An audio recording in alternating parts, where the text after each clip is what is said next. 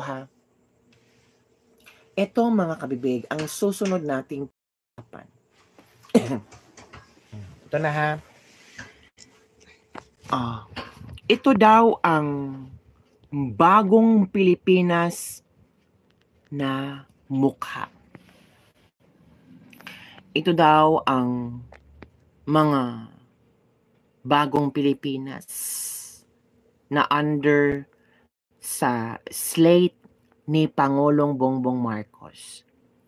Under ni Pangulong. Ito ha, ito yung reported members of administration. Ito bagong Pilipinas, lumang mukha. Reported members of the administration senatorial slate for 2025. Ito ha, Bong Revilla, Erwin Tulfo, Benhur Abalos, Francis Tolentino, Tito Soto, Manny Pacquiao, Lito Lapid, Ping Lacson, Camille Villar. Hala, Amy Marcos? So, dadalhin ni Bongbong Marcos ang kanyang kapatid na si Amy Marcos, Pia Cayetano. Ito yung trending ngayon na pinag-uusapan talaga, mga kabibig. Lalo na ito.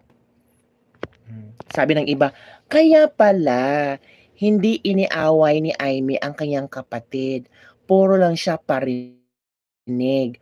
Kasi, sasali siya sa alyansa ng bagong Pilipinas, lumang mukha. Diba? Pero ito lang, I don't know kung totoo ba itong mga pinost sa Twitter, knowing people are very, anong tawag dito, dapat silang mauna. Well, these are observations from the people of the Philippines. Diba?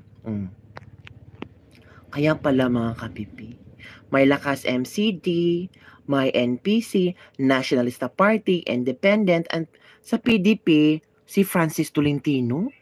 Uy, talaga? PDP laban ni Duterte, Francis Tolentino, at may isa pa daw. Hala, uy talaga, totoo ba to? Nako, kailangan talaga mag-comment si Francis Tolentino nito. Di ba mga kaibigan? Tingnan nyo ha. Ito pa so far, ang sabi-sabi nila. Sabi-sabi pa ito ha, hindi ito pa final ha. Hindi pa ito final. So maghintay tayo sa final listing sa bagong Pilipinas senatorial slate ni Bongbong Marcos. Tingnan yung mga pagmumukha nila. So far, yan pa. Baka si si Robin, parang hindi, bago pa lang si Robin Padilla nahalal. So yan mga kabibig, yun ang aking hindi bagong Pilipinas kabibig, kundi magulong Pilipinas, di ba? Kaya pala ang daming tarpaulin yan si Camille Villar sa amin noong Semana Santa. Gamit pa ang DPWH na logo. Naku, Camille Villar. Ano bang magawa ni Camille Villar? Kalurky naman. Grabe naman yan. Diba? Ay, ito.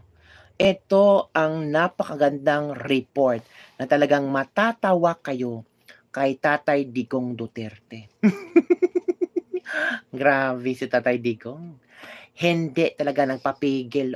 Akala niyo, ma-easy-easy yung si Tatay Digong. Hindi pa siya nakapag-comment kay Trillanes ha.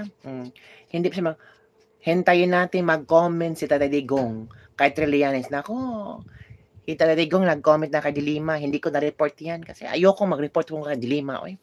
Hintayin mo, Trillanes, kung ano ang komento ni Tatay Digong sa'yo. Baka mabalaunan ka. Diba?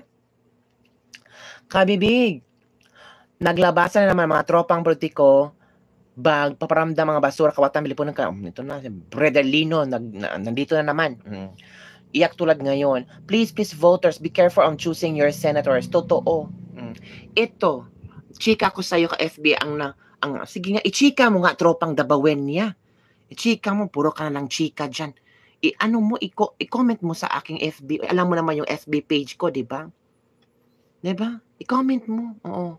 Diba? Ito nga.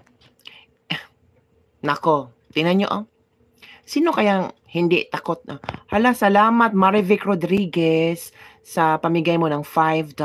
Wow, Marivic ha, ang yaman mo. Ang yaman ni Marivic, namigay ng $5. O, palakpakan natin si Marivic, o. Palakpakan natin si Marivic na namigay ng $5. O, ito na. Sabi ni Tatay Digong, gusto ko yung ICC mismo magdadala, tapos pag ibigay niya sa akin, ipakain ko talaga sa kanya. Mamimili ka, kainin mo o barilin kita dito ngayon. I-deliver kita sa impyerno. Grabe si Tatay Digong. Talagang, oh. O, Trillanes, maghintay-hintay ka lang sa statement ni Tatay Digong. Nako, iba si Tatay Digong magbigay ng statement, Trillanes. Oh, again, basahin natin ha. Oh, ginorgoro naman tayo mga kabibig. Oh, gusto ko yung ICC mismo.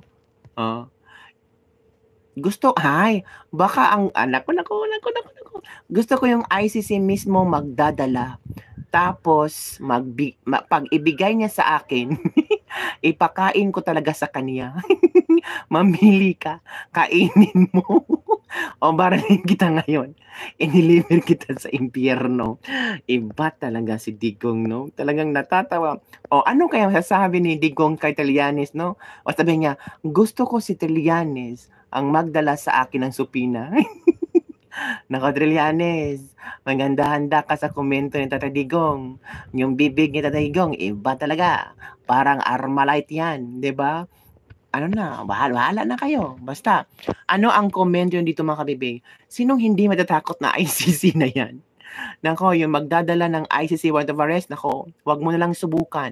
Mapapahamak ka talaga. I-deliver ka ni Digong sa impyerno, mga kabibig. Pero sabi namang iba, joke lang yan ni Tatay Digong. Knowing Tatay Digong naman, paraging nagbibigay ng joke. Sabi ng iba, nako, double meaning yan. Ito yung FB page ko mga kabibig ha. Pakita ko sa inyo ang FB page ko. Hindi yung FB page ko. Wait lang muna. This is my FB page. Oh, yan. Hanapin nyo ang FB page ko. Dave in Indonesia. Oh, di ba? Nakita nyo na ang FB page ko. Hala, pinakita ko sa mga pinakita ko sa mga bashers at trolls. At Sel, pinakita ko na sila, naghanap ka kasi dahil. Ipakita ko sa iyo, baka mag-message ka sa akin doon. At Tropang Damawenya, pakita ko na sa inyo. O mga bashers, igorgor yun ng mga FB page ko. Kasi mahirap talaga kayo mag-gurgor dyan. Di ba? Tingnan nyo. Change ko na ulit ha. Baka igorgor nyo yan ulit. Okay. So, yun mga kabibig. Yun ang pasabog ni Tatay Digong. Nakakatawa talaga sa Tatay Digong. I-deliver nyo ang warrant. Salamat, Tropang Damawenya. I-deliver nyo ang ICC warrant. Mamili kayo. Kainin mo yung papel o babalin kita. Kainin mo yung papel o i-deliver kita sa impyerno. Iba si Tatay Digong.